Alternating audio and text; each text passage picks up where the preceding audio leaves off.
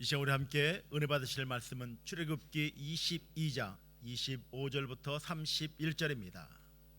네가 만일 너와 함께 한 내 백성 중에 가난한 자에게 돈을 꾸어 주면 너는 그에게 채권자가 같이 하지 말며 이자를 받지 말 것이며, 네가 만일 이웃의 옷을 저당 잡거든 해가 지기 전에 그에게 돌려보내라. 그것이 유일한 옷이라. 그것이 그의 알몸을 가리온 옷인즉 그가 무엇을 입고 자겠느냐. 그가 내게 부르짖으면 내가 들으리니 나는 자비로운 자임이니라. 너는 재판장을 모독하지 말며 백성들의 지도자를 저주하지 말지니라. 너는 내가 추수한 것과 내가 짜낸 즙을 바치기를 더디하지 말지며 내 처음 난 아들들을 내게 줄지며 내 소와 양도 그와 함께 하되 이래 동안 어미와 함께 있게 하다가 여드렛 만에 내게 줄지니라. 너희는 내게 거룩한 사람이 될지니 들에서 짐승에게 찢긴 동물의 고기를 먹지 말고 그것을 개에게 던질지니라. 아멘. 오늘 저는 출애굽기 22장 25절로 31절 말씀을 통해서 너희는 내게 거룩한 사람이 될지니 라는 제목으로 함께 은혜를 나누고자 합니다. 지금까지 이스라엘 백성들은요, 애굽, 그들이 살고 있던 애굽의 고센 땅을 나와서 숫꽃과 에담을 지나 홍해를 건넌 후에 수르 광야로 들어가서 마라를 거쳐 엘림을 지나갔죠. 그리고는 신광야에서 만나와 메추라기 떼를 주시는 하나님, 그리고 르비딤에서 반석을 깨고 물을 내시는 하나님을 경험했죠. 그러다가 신의 산 앞에 장막을 치게 되었습니다. 하나님은 신의 산 꼭대기로 모세를 불렀죠. 그리고는 이스라엘 백성들이 나와 언약을 맺겠느냐라고 물으셨어요. 그 언약이라는 건 너희가 내 말을 잘 듣고 내 언약을 지키면 세 가지 약속을 하겠다라는 것이었어요. 첫째는 너희는 모든 민족 중에서 내 소유가 되고, 둘째는 너희가 내게 대하여 제사장 나라가 되며, 셋째는 거룩한 백성이 되리라 였습니다. 이 제안을, 하나님의 제안을 전달했던 모세에게 이스라엘 백성들은요, 일제히 한 목소리로 야훼께서 명령하신 대로 우리가 다 행하리이다 라고 외쳤죠. 이스라엘 백성들은 그 언약 지키는 것 그냥 그 자체만을 중요하게 생각했어요. 그러니까 언약을 지키면, 언약만 지키면 우리에게 애굽에서 인도하여 내신 그 하나님, 홍해를 가르시고 그 땅을 건너가게 하신 하나님, 그리고 만나와 메추라기 떼를 주시고 물을 허락하신 그 하나님이 우리에게 필요한 복을 주시지 않겠는가라고 생각했기 때문이죠. 하지만 그것은 이스라엘 백성들의 착각이었고 잘못된 생각이었다고 했어요. 왜냐하면 그들의 관심은 하나님께 있는 것이 아니라 하나님이 허락하시는, 하나님이 주시는 복에 있었기 때문이라고 그랬습니다. 그래서 하나님이 복이기 때문에 하나님과 함께하면 하나님의 복이 우리에게 저절로 올 텐데, 복을 쫓아갔으니까 나중에 어떤 우상들이나 이방의 신들이 우리에게 좋은 것을 줄 수 있겠다, 우리에게 복을 줄 수 있겠구나, 더 좋은 걸 줄 수 있겠구나라는 것이 믿어지는 순간 언약을 깨어버리고 우상 앞에 절을 하고 다른 신들을 섬기게 됐던 거죠. 하나님은 언약을 하겠다고 외쳤던 이스라엘 백성들에게 서약서를 내미셨다고 그랬어요. 그것이 바로 십계명이라고 했습니다. 너는 나 외에는 다른 신을 내게 두지 말라. 너를 위하여 새긴 우상을 만들지 말라. 너는 내 하나님 야훼의 이름을 망령되게 부르지 말라.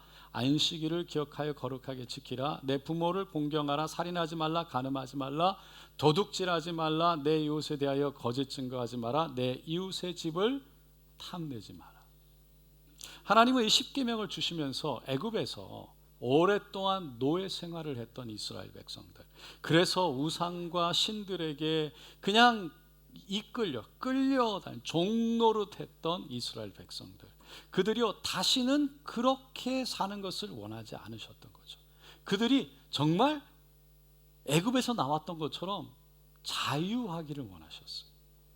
그 십계명을 통해서 더 이상 그들을 섬기며 살지도 말고 그들의 우상, 그들의 신들의 종로로 타지도 말고 이제 내가 너희들을 이끌어 애굽에서 나오게 했으니 나와 함께 나의 백성이 돼서 살지 않겠니? 그러면서 사랑의 손길을 내미셨던 거죠. 그것이 십계명에 담겨 있는 하나님의 마음이라고 그랬어요.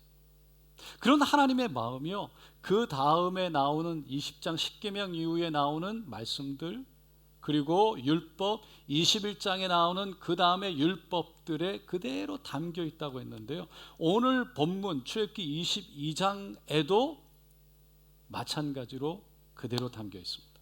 그러니까 하나님은 이스라엘 백성들이요 더 이상 종처럼 끌려다니는 것이 아니라 하나님과 함께 자유하기를 원하셔서 십계명과 율법들을 주셨다는 거죠. 다시 말해서 십계명과 율법은 이스라엘 백성들을 통제하고 단속하기 위해서 주신 것이 아니라 정말 인간답게 자유를 누리며 살도록 하기 위해서 주신 거라는 거예요. 그런데 우리가 질문하게 되는 건, 왜 우리는 율법이 우리를 자유롭게 하지 않는다, 자유롭지 못하게 한다라고 느낄까라는 거죠. 말씀이 오히려 우리를 억누르고 올가맨다라고 생각한다는 거예요. 왜 그럴까라는 거죠. 그 교회에 오면 자유해져야 되는데 이거 해라, 저거 해라, 이거 하지 마라, 저거 하지 마라, 율법들 때문에 오히려 자유하지 않다고 생각되어지는 것은 아닌가라는 겁니다. 여러분, 우리가 율법과 말씀 때문에 자유하지 않다라고 생각하는 이유는요, 여러 가지가 있을 수 있겠지만 가장 큰 이유는요, 율법을 지키지 않기 때문이에요. 제가 지난 목요일 캔버라에 작은 집회가 있어서 잠깐 내려가게 됐어요. 차를 타고 고속도로를 달려가다가 옆에 차가 하나 서 있는데 스피드 카메라가 담겨 있는 암행어사 차가 있는 겁니다. 얼른 속도계를 보니까 120km예요. 원래 제한 속도가 110인데 120인 거죠. 제가 움찔했어요. 그래서 그 브레이크를 밟았습니다. 여러분, 제가 왜 움찔했을까요? 제한 속도를 지키지 않았기 때문이죠. 그래서 아예 크루즈 컨트롤을 110km로 맞춰놓고 그냥 쭉 갔어요. 그러니까 그때부터 경찰차가 숲시에 숨어 있는 게 보였는데요, 별로 신경이 안 쓰이더라고요. 교통법규를 잘 지키고 있었기 때문이에요. 여러분, 교통법규를 어기면 그때부터 그 법규에 의해서 속박이 되어져요. 교통경찰이 있나 없나, 어디 숨어 있나, 스피드 카메라는 없나, 주위를 돌아보면서 걱정하게 되죠. 그러니까 자유할 수 없어요. 늘 그거를 걱정하고 생각해야 돼요. 하지만 교통법규를 지키면요, 자유해져요. 경찰차가 있든 없든 상관없어요. 스피드 카메라가 붙어 있든 상관이 없어요. 문제될 게 없는 거죠. 율법도 마찬가지예요. 내가 율법을 지키고 말씀을 따라 살면 정말 자유한 거예요. 하지만 율법을 지키지 않고 말씀에서 벗어난 삶을 살게 되면 죄 때문에, 우리의 양심 때문에 늘 불안한 거죠. 자유할 수가 없어요. 제가 이렇게 말씀드리면 율법 자체를 아예 없애버리면 자유하지 않겠습니까? 왜 율법을 만들어서 왜 율법을 만들어서 이렇게 힘들게 합니까? 그렇게 묻고 싶은 분이 아마 두 분은 계실지 모르겠어요. 근데 여러분, 정말 율법이 없어진다 그러면요 더 세상에 짓눌려 살게 돼요. 법이 없어지면요 누가 우리를 보호해 줄 수 있을까요? 무법천지가 된다, 법이 없다. 그때부터 세상은 무섭게 변하는 거예요. 그때부터 정말 진짜 떨고 다녀야 됩니다. 조금이라도 다른 사람에게 해를 끼치면요 어떻게 될까요? 그냥 힘센 사람이 다 가져가는 거예요. 그렇기 때문에 법이 없다, 율법이 없다, 자유할 수가, 정말 더 자유할 수가 없는 거죠. 이것을 기억하면서 오늘 본문 말씀인 출애굽기 22장을 함께 보겠습니다. 출애굽기 22장은요 크게 두 부분으로 나뉘어져 있어요. 1절로 15절은 배상에 관한 법이고 16절로 31절까지는 도덕에 관한 법이에요. 첫 번째 말씀 1절부터 15절까지 쭉 읽어보면요 다른 사람들에게 해를 주지 마라. 왜? 남의 재산을 인정하는 거예요. 그래서 사유재산권을 인정하는 것을 보여줘요. 그리고 남의 재산에 해를 주게 될 경우에는 보상이 아니라 배상을 하라고 말씀하세요. 보상이라는 건 다른 사람에게 해를 줬으면 해를 준 만큼 그대로 갚는 것이 보상이에요. 그런데 배상이라는 건 2배 이상으로 갚는 것을 배상이라고 하는 거예요. 그런데 22장에 나오는 모든 말씀들을 쭉 읽어보면 보상이라는 단어가 안 나와요. 전부 다 배상에 대한 말씀이에요. 그러니까 다른 사람에게 손해를 끼치게 되면 반드시 배 이상으로 갚아야 된다는 거죠. 먼저 1절 말씀을 한번 다 같이 읽어보겠습니다. 사람이 소나 양을 도둑질하여 잡거나 팔면 그는 소 한 마리에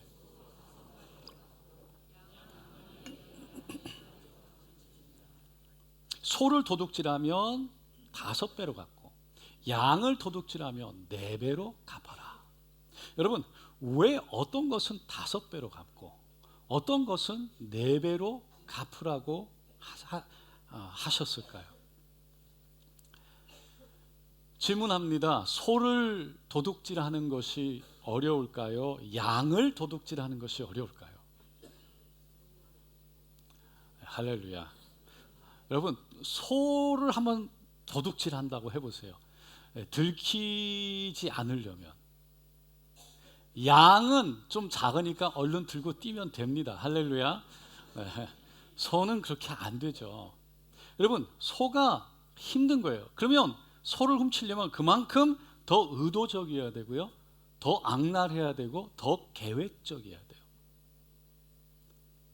그렇게 도둑질한 것에 대해서는 더 큰 책임을 지라고 하나님 말씀하신다는 거예요. 하나님은 그냥 해를 끼친 거에 대해서 끼친 것만큼 보상해줘라가 아닙니다. 해를 끼친 그 마음의 의도, 그 마음에 있는 죄까지도 다 생각해서 하나님의 공의가 세워지도록 배상하라고 말합니다. 왜냐? 하나님이 정말 중요하게 생각하는 건요, 그냥 4배, 5배로 배상되어지는 그 자체가 아니에요. 하나님은요, 신앙의 양심이 살아나기를 원하는 거예요. 다시 말해서 법을 지키냐 안 지키냐 보다 내 영혼이, 우리의 이 양심이 죽지 않고 살아있어 하나님의 뜻을 이루며 살아가는 사람이 되기를 원한다는 거예요. 여러분, 소 5마리가 중요한 게 아니에요. 그것을 배상할 때 양심이 살아나는 거죠. 그래서 그 사람이 죄를 지었다 할지라도 그 영혼이 살아날 수 있기를 하나님은 원하셨던 거죠. 그래야 그 사람이 회개하고 돌이켜야 다시 공동체로 와서 같은 죄를 짓지 않고 그 서로가 서로를 배려하고 은혜 가운데 살아갈 수 있는 거예요. 여러분, 하나님은 공의로우실 뿐만 아니라 죄인이라도 그 영혼을 다시 살리시고 그 영혼이 모든 사람들과 함께 다시 더불어 살아갈 수 있기를 원하셨다는 거죠. 그러기 위해서 하나님이 원하시는 건 보상이냐 배상이냐가 아니라 그 사람이 거룩하게 하나님의 사람으로 세워지는 것을 원하셨다는 거예요. 또 5절에 보면 사람이 밭에서나 포도원에서 짐승을 먹이다가 자기의 짐승을 놓아 남의 밭에서 먹게 하면 자기 밭에 가장 좋은 것과 자기 포도원에 가장 좋은 것으로 배상할지니라. 여기서도 자기의 짐승을요 남의 밭에 가서 먹였다는 거예요. 일부러 풀어놓은 거예요.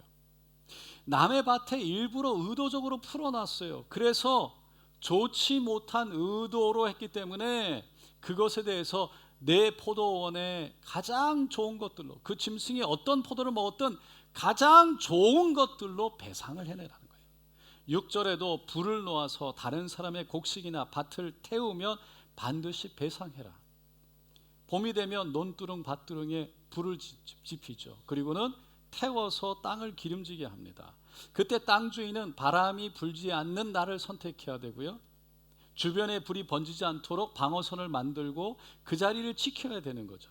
근데 그 책임을 다하지 않고 불을 놓았는데 그 불이 다른 사람의, 다른 집의 곡식이나 밭을 태웠다면 그것에 대해서 책임을 져야 된다는 거예요.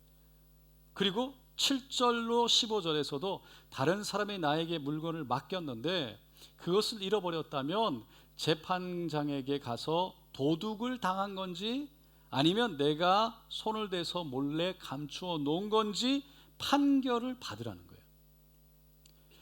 하나님은 가지고 갔던 가지고 가지 않았던 결국은 사람들이 온전해지기를 원하시는 거예요. 손을 댔다면 배상을 해야 되고요, 짐승을 맡았다가 다른 사람의 피해를 줬더라도 그것에 대한 배상을 하라라고 말합니다. 그러니까 모든 것은 보상이 아니라 배상이에요. 여러분, 왜 보상이 아니라 배상하라고 하셨을까요? 왜 피해를 준 만큼만 갚아라, 갚으면 되지가 아니라요 몇 배로 갚게 하셨을까요? 한마디로 다른 사람에게 피해를 주는 삶을 살지 말라는 거죠. 그런 사람이 되지 말라는 거예요. 여러분, 만약 우리의 자녀들이 다른 사람에게 피해를 줄 때마다 여러분 4배, 5배로 갚아줘야 된다면 아마 우리는 우리 자녀들에게 절대로 다른 사람에게 피해를 주지 말라고 당부하며 가르칠 거예요. 그렇지 않겠어요? 하나님은 배상을 통해서 이스라엘 백성들이요 스스로 다른 사람들을 배려하고 생각해서 조심히 살아가기를 원하셨어요. 그래서 율법에 얽매여 살아가는 것이 아니고 스스로 조심해서 율법을 지키는 습관을 가지고 내가 거룩한 사람이 되어서 살기를 원하셨다는 거예요. 두 번째 부분인 16절로 31절 말씀도 보면 먼저 16절로 17절까지 처녀를 깨어서 동침한 겨우 아내로 삼든지 그 처녀의 아버지가 사위로 삼기를 원하지 않을 경우에는 돈으로 환산해서 배상을 하라고 합니다. 18절로 20절에는 반드시 죽여야 할 세 종류의 사람이 있다고 하면서 첫째는 무당, 둘째는 짐승과 음행을 한 자, 셋째는 하나님 외에 다른 신에게 우상, 희생 제물을 드려 우상 숭배를 한 자라고 말하죠. 그리고 21절로 27절에 이스라엘 백성들이 가장 배려하고 가장 관심을 가져야 할 대상이 있는데 사회적으로 약자들, 즉 이방 나그네, 과부, 고아라고 말합니다. 그들을 해롭게 하거나 피해를 준다면 너희 가정에도 그런 일을 당하게 될 것이라고 그렇게 말하면서 그 이유를 21절에 이렇게 설명합니다. 다 같이 읽어보겠습니다. 너는 이방 나그네를 압제하지 말며 그들을 학대하지 말라. 너희도 애굽 땅에서 나그네였음이라. 너희들도 애굽 땅에 살 때 나그네였지 않냐? 나그네로 살아가는 고통을 경험해 보지 않았냐는 거예요. 그러니 그 고통을 알면서 일부러 다른 사람에게 그러한 고통을 주지 말라는 거예요. 왜냐? 여러분, 그런 고통을 주는 사람의 마음이 어떤 마음일까요? 의도적으로 보복 심리가 있고요, 의도적으로 보상 심리가 있는 거죠. 제가 군대를 안 갔다 와서 잘 모르겠지만 남자들끼리 모여서 하는 이야기 중에 하나가 뭐죠? 군대 이야기죠.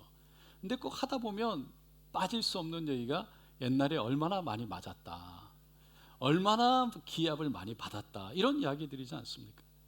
근데 어떤 경우는요, 자기가 그렇게 당하고 매를 맞았기 때문에 나중에 말년 병장이 되었을 때 새로 1등병이 들어오면 그렇게 일부러 괴롭히는 사람이 가끔 있다는 거예요.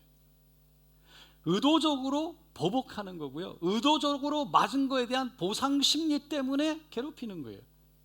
하나님은 자신이 당한 고통이 어떤 고통인 줄을 알면서도 일부러 다른 사람에게 그렇게 보상 심리로 보복하는 것을 옳지 않다고 말씀하는 거예요. 좋아하지 않는다는 거예요. 그래서 너희들이 애굽에서 나그네였기 때문에 나그네의 아픔을 누구도 보다도 잘 아는 너희들이 의도적으로 나그네를 괴롭힌다면 그것은 결코 용서받지 못할 죄가 된다는 거예요. 그래서 23절에 너가 만일 그들을 해롭게 함으로 그들이 내게 부르짖으면 내가 반드시 그 부르짖음을 들으리라 말씀하면서 그 다음 절 24절에 이렇게 말해요. 다 같이 읽어보겠습니다. 나의 노가 맹렬함으로 내가 칼로 너희를 죽이리니 너의 아내는 과부가 되고 너의 자녀는 고아가 되리라. 여러분, 과부를 괴롭히면 너의 아내가 과부가 되고 고아를 괴롭히면 너의 자녀가 고아가 될 거라는 거예요. 너무나 무서운 말씀이죠. 여러분, 절대로 약한 자, 나그네, 과부, 고아를 괴롭히지 마시기를 예수님의 이름으로 축원드립니다. 할렐루야.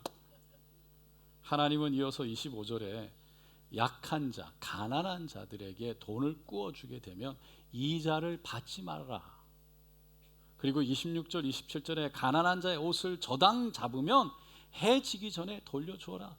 그 사람이 그 밤에 알몸으로 잘 수밖에 없으니 그 다음날 여러분 그래야 일어나서 일을 하든지 돌아다닐 수 있는 거 아닙니까? 그리고 28절에 재판장을 모독하지 말고 백성의 지도자를 저주하지 말라. 그리고 29절로 30절에 수학을 하게 되면 추수를 드리는 일과 처음 난 것 아들, 소, 양을 하나님께 드리는 일에 소홀히 하지 마라. 끝으로 31절에 너희는 내게 거룩한 사람이 될지니 라고 말합니다. 다시 말해서 율법, 어떤 보상, 배상 해주는 그 자체가 중요한 게 아니라 결국은 내가 하나님 앞에서 내 양심에 맞게 거룩한 사람, 내가 어떤 사람이 되느냐가 중요하다는 거예요. 지금까지 우리는 출애굽기 22장을 쭉 살펴봤어요. 그런데 하나님은 왜 이렇게 복잡하고 세밀하게 여러 가지 경우를 따지고 그 경우에 해당하는 그런 율법을 이스라엘 백성들에게 주셨을까요? 사실 하나님이 처음 세상을 만들었을 때 복잡하지 않았어요. 아담과 하와를 만드시고 에덴 동산에 놓고는요 딱 한 가지 법을 주셨죠. 뭐였을까요? 선악과를 먹지 말라는 거였어요. 그런데 아담과 하와가 뱀의 꼬임에 빠지면서 선악과를 먹고 말았죠. 그러면서 불순종을 통해 죄가 세상에 들어온 겁니다. 그때부터 죄가요 사람들을 서로가 서로에게 손해를 주게 하고 내 이익을 챙기게 하고 그러면서 하나님도 대적하게 하는 거죠. 그 죄 때문에 하나님은 결국 그 죄 때문에 복잡하고 세밀한 율법을 우리들에게 이스라엘 백성들에게 주셔야만 했던 겁니다. 여러분, 우리는 아직 저 천국에 들어가지는 않았어요.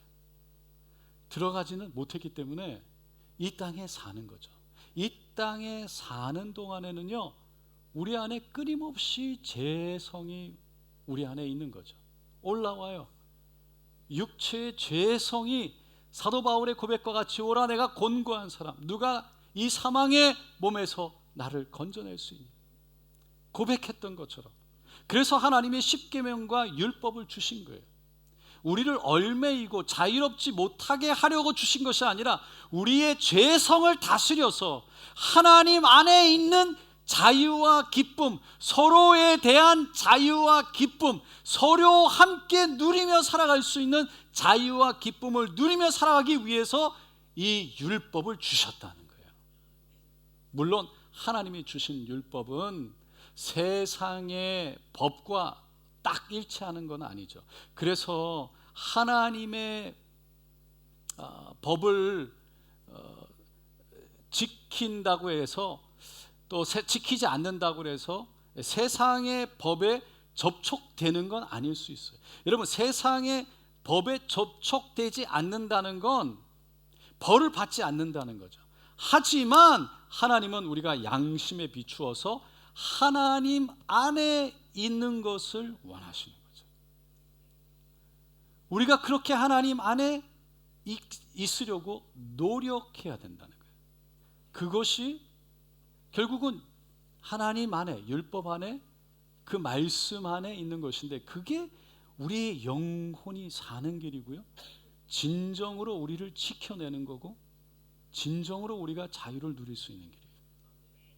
이번 제가 한국에서 선교대회 참가하다가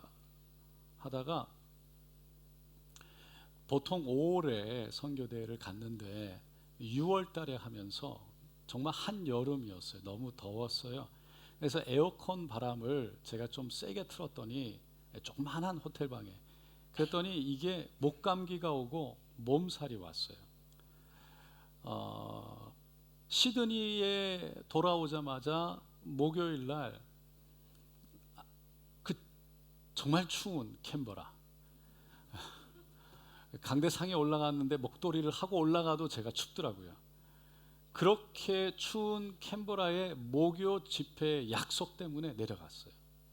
그리고는 토요일 날 아침에 제가 일어났는데 몸이 좀 온전하지 않고 약하니까 마음도 약해지더라고요. 2시간 동안 그냥 일어나자마자 찬양을 틀어놓고 하나님 앞에 그냥 엎드렸습니다. 금요 배달 기도에 못 나온 게 너무 성도님들에게 죄송하기도 하고, 몸이라도 좀 회복이 됐으면 좋았을 텐데 그렇지는 않고, 그런데 이게 에너지도 없고 좀 힘든데 주일 준비는 해야 되겠고, 뭐 여러 가지 생각들로 괴로운 겁니다. 할렐루야.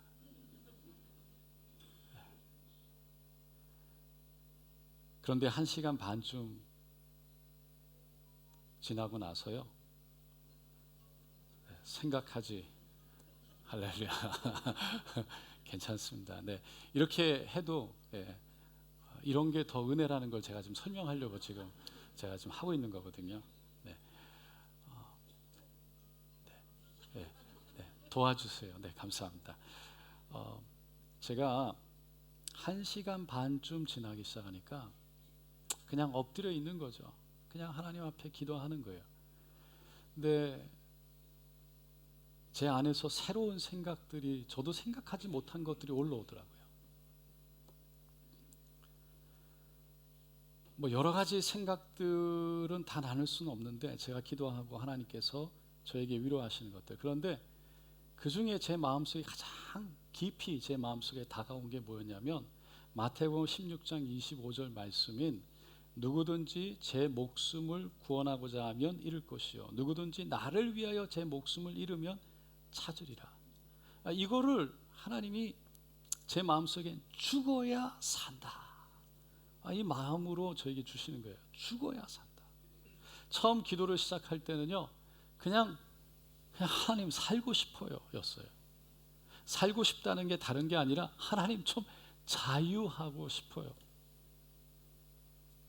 이렇게 막 이런 상황 속에서도 제가 막 해야 될 거를 해야 되고 막 그 안에 제가 이렇게 해야 되는, 이게 자유하고 싶은 거죠. 제 성격이요, MBTI라는 이 성격 테스트에 의하면 ENFP라는 유형이래요.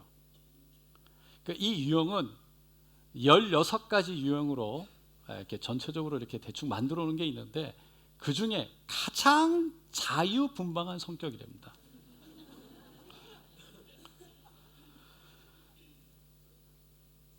이 성격으로 할렐루야. 미국에서 와서 18년 동안 이 자리에 있었으니까 정말 저는 이게 하나님의 기적이에요. 제가 한 게 아무것도 없어요. 정말 하나님의 은혜가 아니면 제가 붙어 있을 수가 없는 사람이에요. 그런데 제가 아내한테 늘 이제 성격 때문에, 이게 성격 유형 때문에 이게 너무 힘들다고.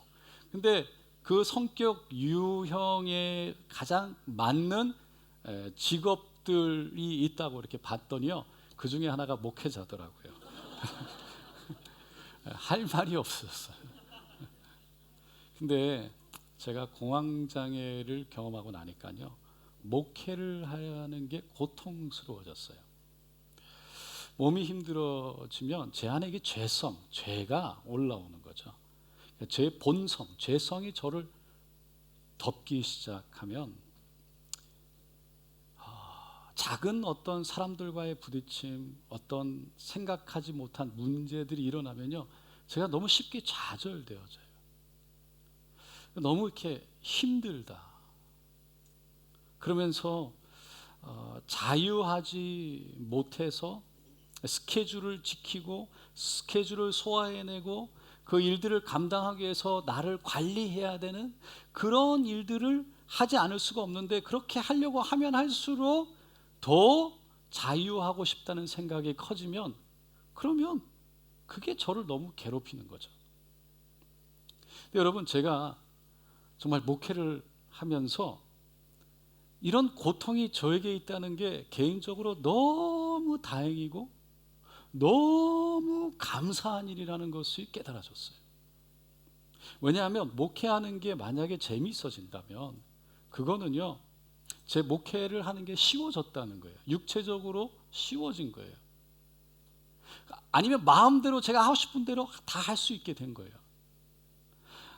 아니면 목회를 하면서 얻게 되는 여러 가지 유익들이 더 누려지거나 크게 보이기 시작한다는 거죠.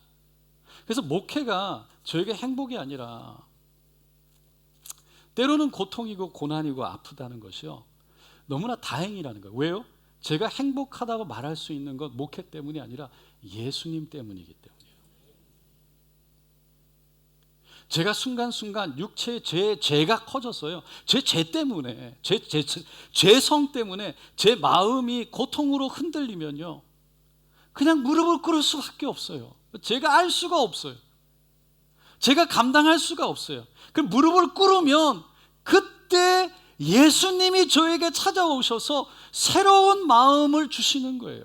새로운 소망을 주시는 거예요. 새로운 용기를 주세요.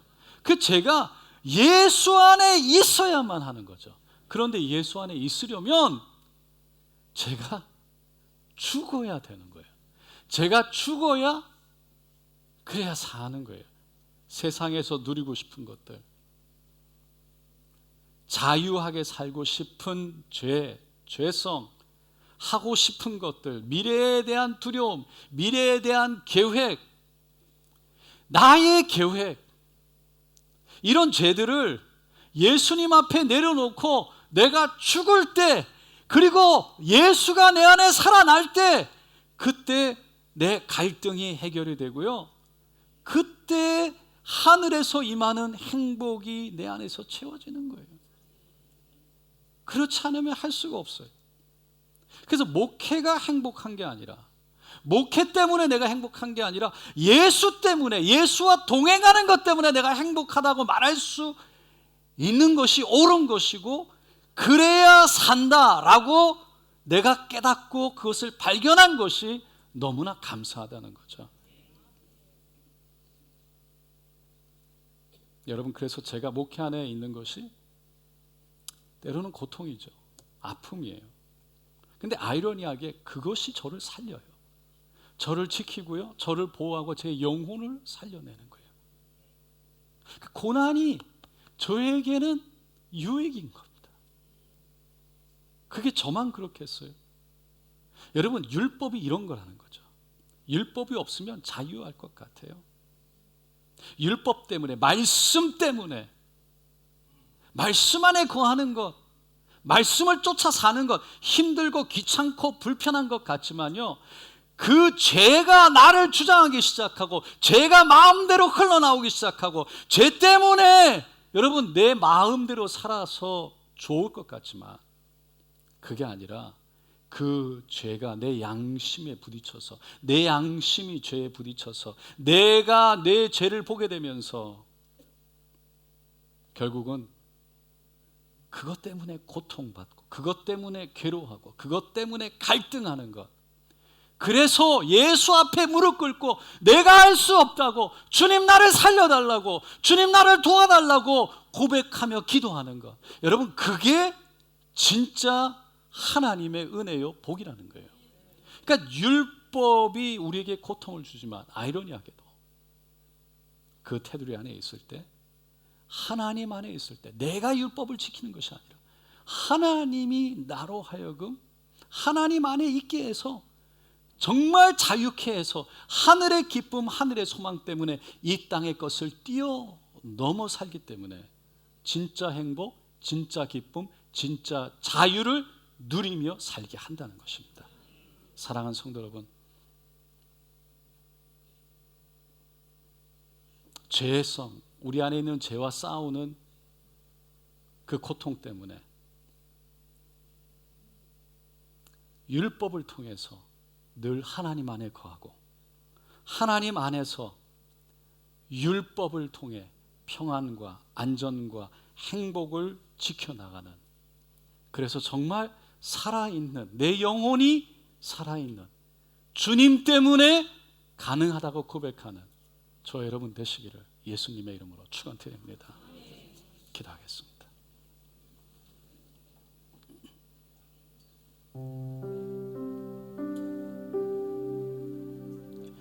여러분, 저도 사람이에요. 똑같은 죄인입니다. 똑같은 죄성이 저 안에 있습니다.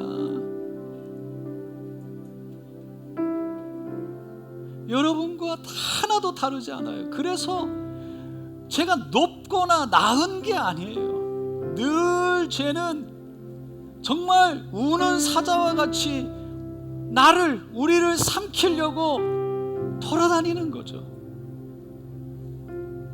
그런데 내가 주님 안에 있을 때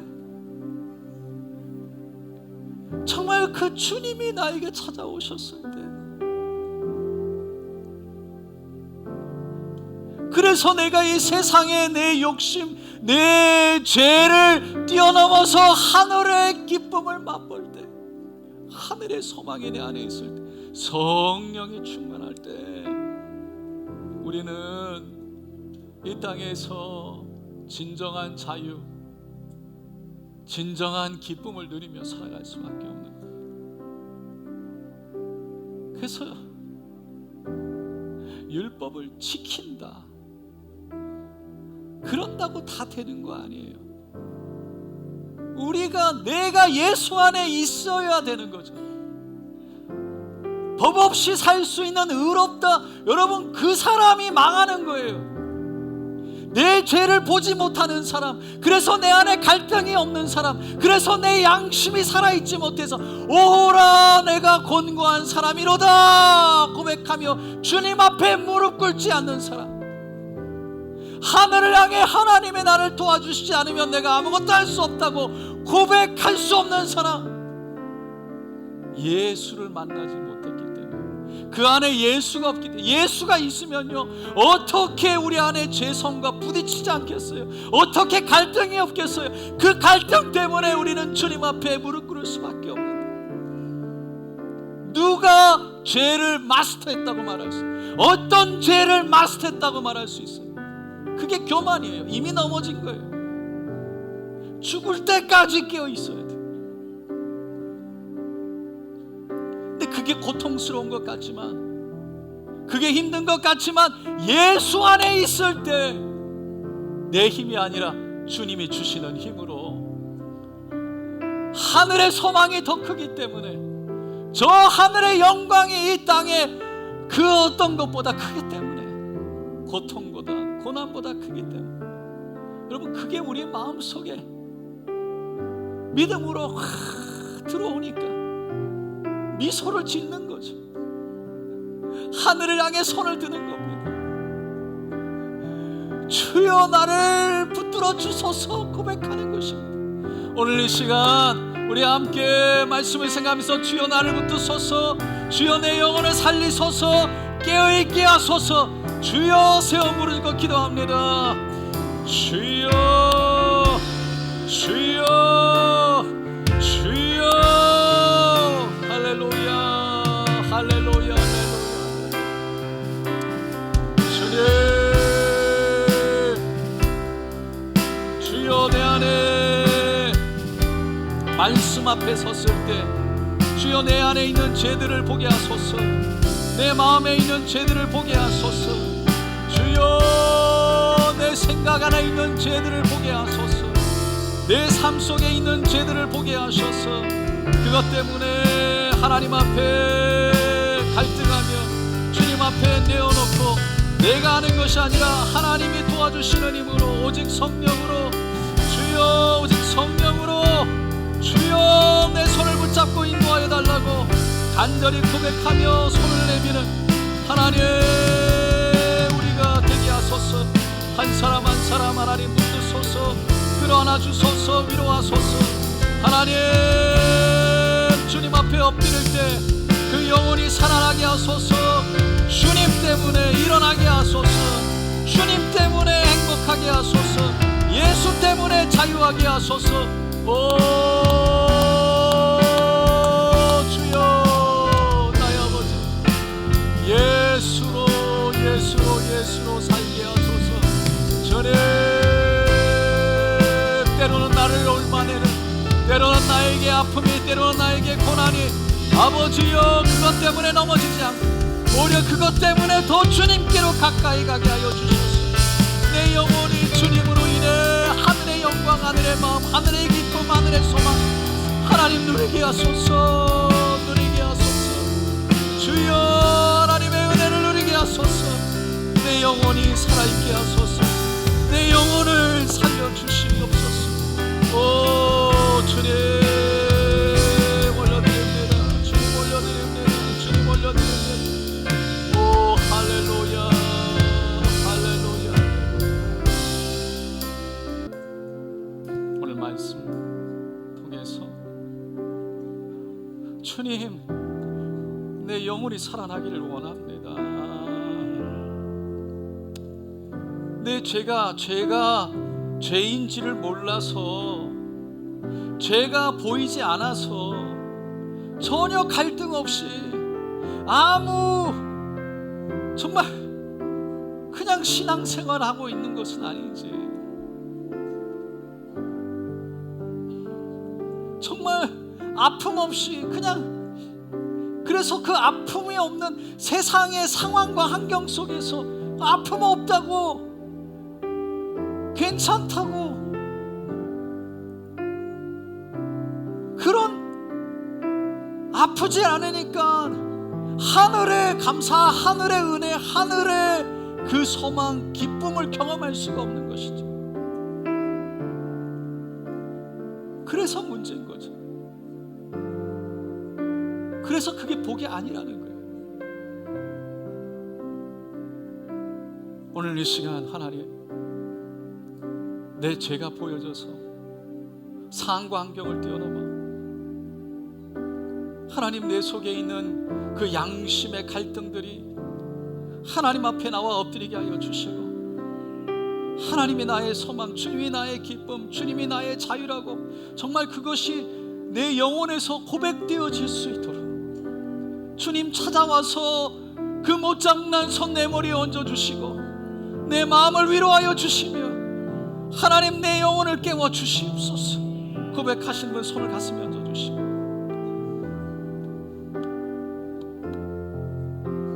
아픈 곳에도 손을 우리 믿음으로 얹고 함께 기도하겠습니다. 주님, 오늘 이 시간 겸손히 머리를 숙입니다. 손을 가슴에 얹습니다. 주님, 내 마음을 주 예수로 채워지게 하소서. 예수님이 나의 행복이라고 고백되게 하소서. 상황과 환경이 아니라 예수가 나의 기쁨이라고 고백되어지게 하소서. 이 고백이 그냥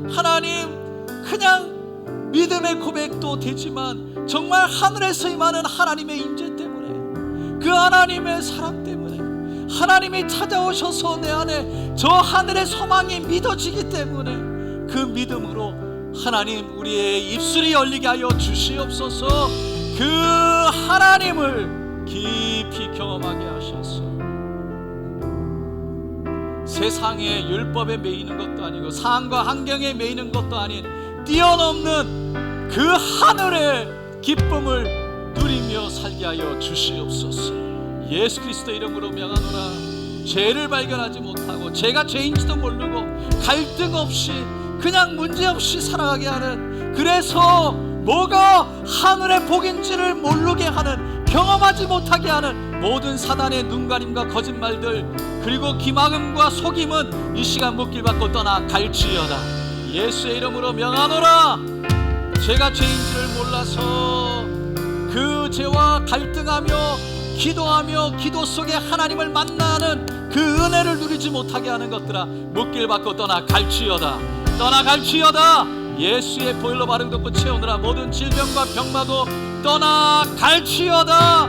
떠나 갈지어다. 깨끗이 치료될지어다. 온전하여질지어다. 주여, 예수의 이름으로 주님께서 명하시고 주님 온전히 치료하시며 마음의 하늘의 평안, 하늘의 평강으로 도하여 주시옵소서. 믿음을 주시옵소서. 감사드리며 오늘도 역사하시고 만지시고 치료하신 분은 오직 하나님 성령님이시니 홀로 하나님 영광 받으시옵소서. 감사드리며 예수님의 이름으로 기도드리옵나이다.